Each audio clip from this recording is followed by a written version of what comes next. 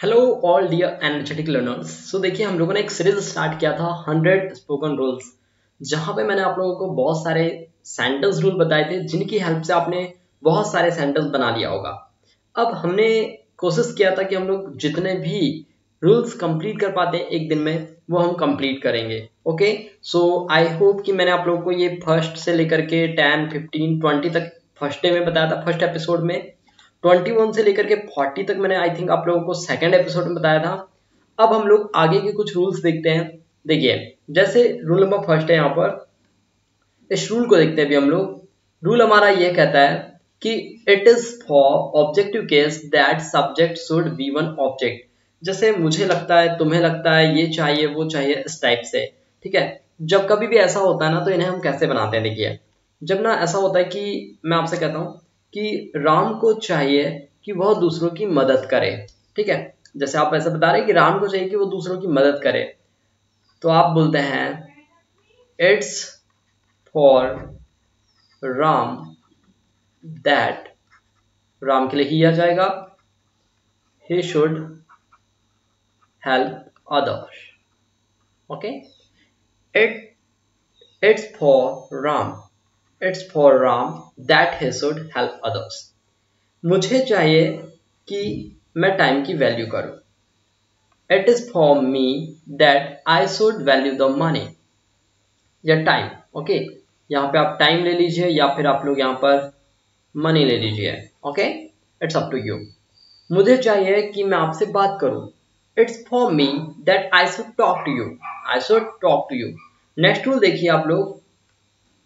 Next rule आपका ये कहता है V one object and last subject should V one object. ये ना बड़ा ही स्पेशल केस है। ये एक्चुअली कंजंक्शन का केस है। किसका केस है? कंजंक्शन का केस है। जैसे हम कहते हैं V one object last, okay, subject should. पढ़ाई करो, कहीं ऐसा ना हो कि आप एग्जाम में फेल हो जाओ।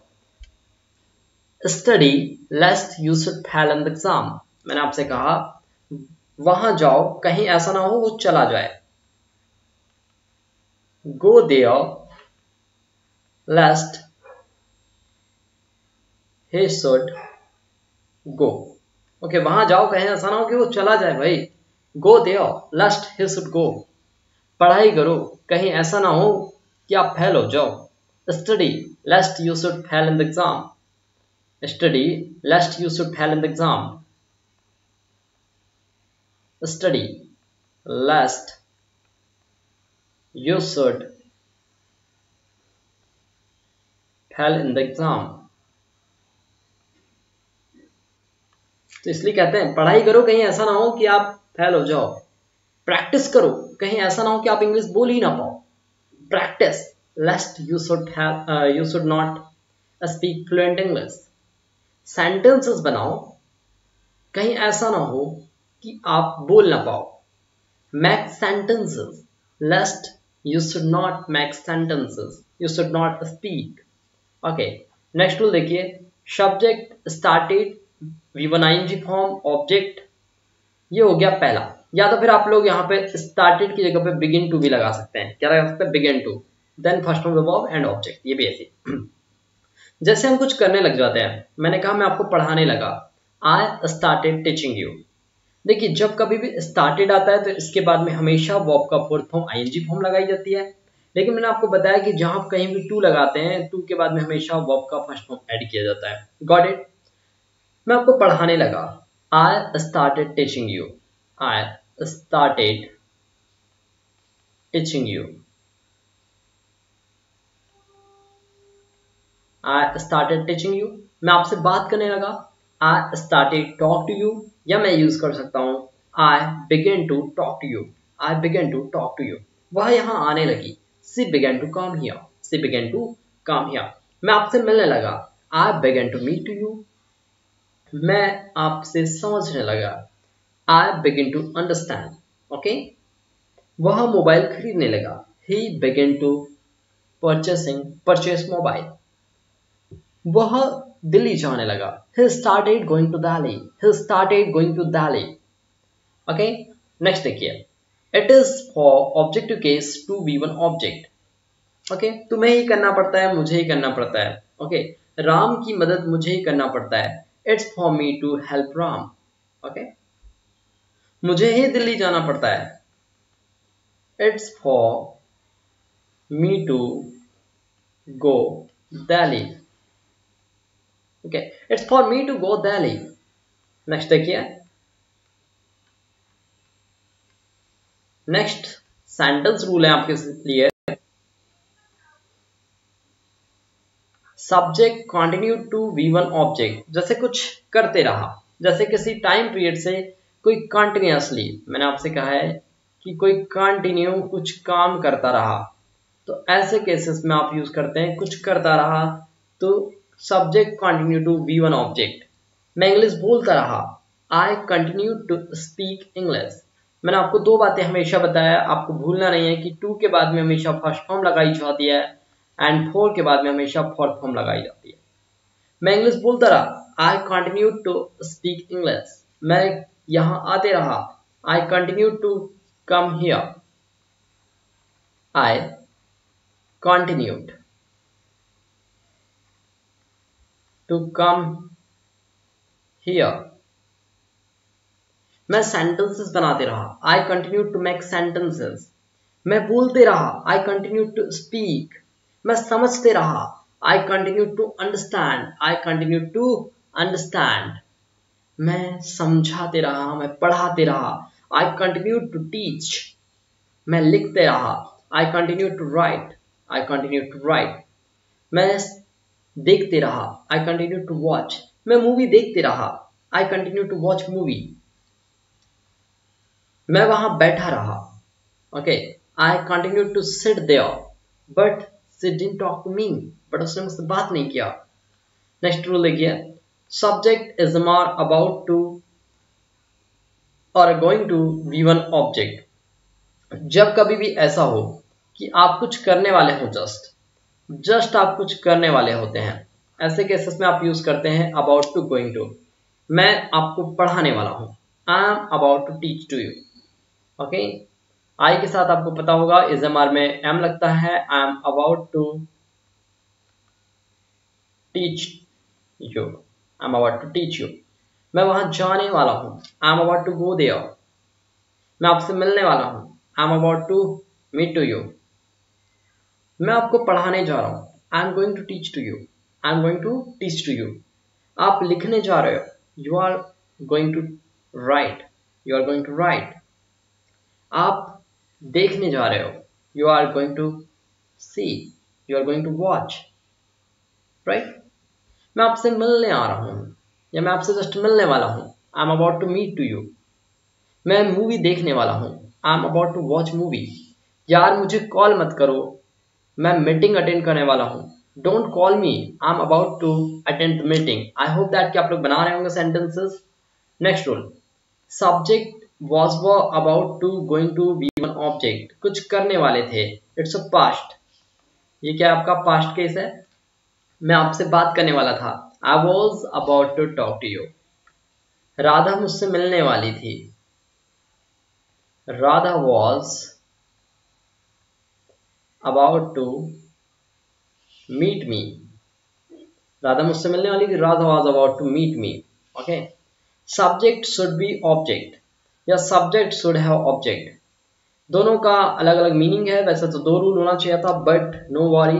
पहला ये जो रूल है, सब्जेक्ट शुड बी, सब्जेक्ट कुछ होना चाहिए। राम को डॉक्टर होना चाहिए, राम शुड बी डॉक्टर। आपको यहां होना चाहिए, यू शुड बी हियर। आपको मेरा फ्रेंड होना चाहिए, you should be my friend. आपको मेरा दोस्त होना चाहिए, you should be my friend. आपको नायरा का हस्बैंड होना चाहिए, यू शुड बी नायराज हस्बैंड। इसे पेन होना चाहिए, इट शुड बी पेन। मुझे बोर होना चाहिए, आई शुड बी बोर। मुझे हैप्पी होना चाहिए, I should be happy. I should be happy. देखिए शुड हैव वाला यूज करते हैं हम लोग। इस टू को हटा देना, इस टू को हटा दीजिए, शुड हैव बस। आपके पास कार होनी चाहिए, यू शुड हैव कार। आपके पास मोबाइल फोन होना चाहिए, you should have mobile phone. आपके पास लैपटॉप होना चाहिए, यू शुड हैव लैपटॉप। मेरे पास एक घर होना चाहिए, आई शुड हैव हाउस। मेरे पास एक लग्जरी ड्रीम्स होने चाहिए। Okay, I should have luxury dreams. अगर आप कहते हैं कि यार बिना स्किल्स के ना जॉब नहीं मिलती, तो आपके पास स्किल होना चाहिए। You should have skill, okay, you should have skill. Next देखिए, it makes objective case no odd. ये जो नो ऑड है ना, इसको पूरा बोलना है एक्चुअली। ओके, इसका कुछ और मीनिंग नहीं, कोई फर्क नहीं पड़ता। ओके, इससे मुझे कोई फर्क नहीं पड़ता। आप भी बता दो ना कई बार कि यार इससे मुझे कोई फर्क नहीं पड़ता है। It makes me no odd. मैंने कहा है इससे मुझे ना कोई फर्क नहीं पड़ता। It makes me no odd. Ram को वहां जाने से फर्क ही नहीं पड़ता। राम को वहां जाने से फर्क ही नहीं पड़ता। राम मैक्स करेक्ट बन रहा है? नो, गलत हो रहा है सेंटेंस। तो हम क्या कह सकते हैं? इट मैक्स राम, क्योंकि ऑब्जेक्ट की प्लेस पर राम आ जाएगा। It makes Ram no odd. It makes Ram no odd. अगर आप कहते हैं कि इससे मुझे फर्क पड़ता है, इससे मुझे फर्क पड़ता है, it max you odd. Odd जब यूज कर रहे हो आप लोग तो फर्क पड़ता है, फर्क पड़ता है। और जब आप यूज करते हैं नो ऑड, इसका मतलब कि फर्क नहीं पड़ता है। Got it? मुझे वीडियोस देखने से फर्क नहीं पड़ता है। It makes me no odd to watch video. Okay, इससे यार मुझे फर्क पड़ता है। It makes me odd, it makes me odd. इससे ना मुझे फर्क पड़ता है। बार बार ये चीज ना किया करो। It makes me odd, it makes me odd. I hope that कि आप लोगों को ये रूल समझ आएंगे। नेक्स्ट देखिए, नेक्स्ट रूल बड़े ही इंपॉर्टेंट है। ये रूल का बहुत ज्यादा यूज होता है। देखिए 51 रूल आपके लिए कहता है it's up to objective case. यहाँ पे ऑब्जेक्टिव केस की बात करूँ तो जैसे यू का हो जाता है ऑब्जेक्टिव केस यू ही, आई का हो जाता है मी। आई होप कि आप लोगों को याद होगा। ये ना बहुत ज्यादा यूज होता है। जैसे हम कहते हैं कि यह आपके ऊपर डिपेंड करता है, यह मेरे ऊपर डिपेंड करता है, यह उनके ऊपर डिपेंड करता है, यह हम सब पर डिपेंड करता है। इट्स अप टू यू मैं भी बहुत बार यूज करता हूँ ना, it's up to you. Okay, आपको लगता होगा कि मैं यहां पर यूज कर रहा हूं it's up to you, but it's up to you बोला जाता है, ठीक है, लेकिन वो आपको सब टू यू सुनाई देता है। It's up to you, okay. It's up to me, it's up to me, it's up to them, it's up to she का क्या हो जाता है? Her, right? तो it's up to her, it's up to him, यह उसके ऊपर depend करता है। इट्स अप टू हिम, यह हम सब पर डिपेंड करता है। It's up to us, it's up to us, यह राम के ऊपर डिपेंड करता है। इट्स अप टू राम, यह श्याम के ऊपर डिपेंड करता है। इट्स अप टू श्याम, यह नायरा के ऊपर डिपेंड करता है। It's up to Naira, okay, कि वह यहाँ आना चाहती है या नहीं। She wanted to come here और नॉट। चलिए नेक्स्ट देखिए, इफ, ये कंडीशनल रूल है। जब कभी भी याद रखें इफ लग जाता है सेंटेंस के सामने तो वह हो जाता है कंडीशनल। क्या हो जाता है? वो हो जाता है हमारे पास में कंडीशनल रूल। तो if present indefinite, future indefinite, okay. यदि कुछ करोगे तो कुछ होगा, यहां पर लिख लीजिएगा, यदि कुछ करोगे तो कुछ होगा, तो कुछ होगा। दोनों सेंटेंस की रिकॉग्नाइजेशन में गागे की का सेंस दिखता है। क्या दिखता है? गागे की का सेंस दिखता है। Got it? प्रेजेंट इंडेफिनिट का meaning subject V1 object, comma future indefinite का मीनिंग क्या समझते हो आप लोग? Subject will V1 object. Got it? और यहां पर सामने लगा है आपके लिए एफ। मैंने कहा अगर आप यहां आओगे तो मैं आपको पैसे दूंगा। If you come here I will give you money. मैं आपसे कह रहा हूं if you come here, come here, I'll give you money, I'll give you money। अगर आप यहाँ आओगे तो मैं आपको पैसे दूंगा। अगर आप पढ़ाई करोगे ना तो मैं आपको गिफ्ट दूंगा। If you study, I'll give you gift, I'll give you gift। इसको आप शॉर्ट में I will को ऐसे भी यूज कर सकते हो, I'll बोल सकते हो। Got it? आप ऐसे भी इसे यूज कर सकते हो। अगर हम कहते हैं कि अगर आप मेरी मदद करोगे तो मैं आपकी मदद करूंगा। If you help me I will. जब क्या हो दोनों वर्ब सेम हो तो आपको बार बार पूरा सेंटेंस यूज नहीं करना होता है, ठीक है। अगर आप बुक खरीदोगे तो हम आपको डिस्काउंट देंगे। If you purchase book we will give you discount. Okay, so I hope कि आप लोग को ये 52 तक के सेंटेंसेस क्लियर हुए होंगे। इसके आगे के सेंटेंसेस हम लोग नेक्स्ट क्लास में डिस्कस करेंगे। सो आई होप कि आप लोग ये एपिसोड सीरीज को एंजॉय कर रहे होंगे और 100 स्पोकन रूल्स जो हैं अगर आप ये कंप्लीट कर लें सो ट्रस्ट मी गाइस आप लोगों के लिए बहुत ही हेल्पफुल होगा एंड डेफिनेटली आप लोगों में इंप्रूवमेंट देखने मिलेगा। ओके, सो कंटिन्यू रहिए इन 100 स्पोकन रूल्स के साथ में और 2 क्लासेस में कंप्लीट हो जाएंगे। Okay, so thanks for joining this session and we will meet again and definitely इसका पीडीएफ जो है मैं आप लोगों के लिए टेलीग्राम ग्रुप पर अवेलेबल करा दूंगा। और अगर अभी तक चैनल सब्सक्राइब नहीं किया आप लोगों ने तो सब्सक्राइब कर लो ताकि ऐसे इंफॉर्मेटिव इंटरेस्टिंग वीडियोस आप लोग मिस ना कर पाए। Thank you.